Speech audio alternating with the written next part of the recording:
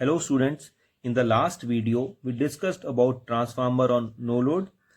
We saw how the no load current I0 was resolved into two components, I magnetizing and I working. In this video we'll discuss about the behavior of the flux in the transformer and we will make a phasor diagram of the transformer on no load. Now we have provided input voltage V1 to the primary. This input voltage will produce a small current, that is no load current I0 to flow in the primary winding. Now this current will produce its own flux, that is phi naught, and the direction of this flux will be as per the right hand screw rule. So it will be upward direction. Now this flux will interact with the primary winding, and as per Faraday's law, as the flux is alternating flux. So if there is an alternating flux, it will induce some voltage. So voltage will be induced in the primary and this voltage will be E1. We can call it as back EMF. I will tell you why. Because it will oppose the cause which is producing it. And the cause here is the V1.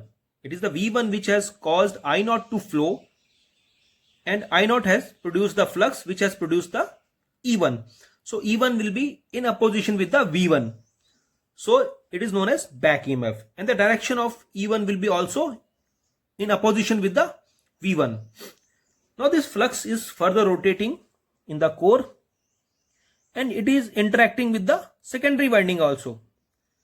And here also the Faraday's law of electromagnetic induction will apply, and here also voltage will be generated.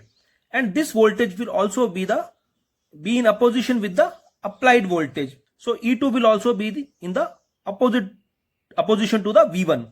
So I will draw the marking also.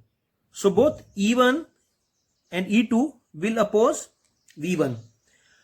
Now we see that it is the mutual flux of primary winding which has interacted with the secondary winding and produced a voltage in the secondary. So we call this voltage in the secondary as mutually induced EMF.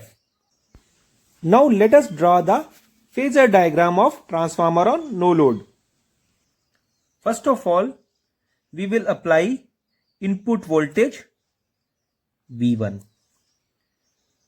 This input voltage will produce two components. One was I magnetizing and I working, and the vector sum of, or we can say resultant of that, was I0. So I will try to make I0.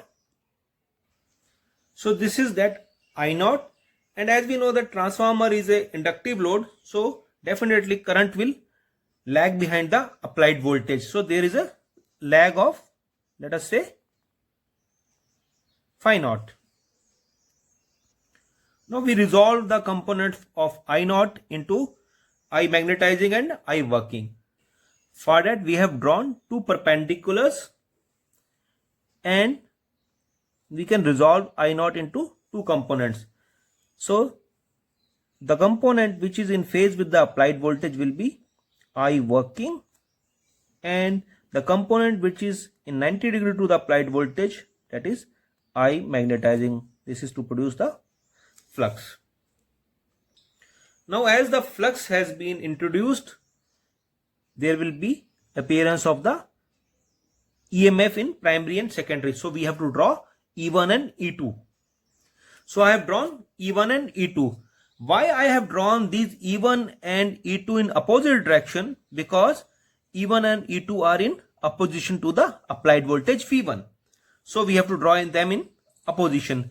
Now one more thing which we have to see here is this E1 will be a bit bigger than E2. Why? Because there will be some losses in E1 and not full E1 will be transferred to the E2. So E2 will be slightly less than E1. So I have shown that E1 is bigger and E2 is small. These small details you have to keep in mind while we are making a vector diagram. So this is the basic vector diagram of a transformer on no load. Now I will go further ahead in the next video and I will try to load the transformer.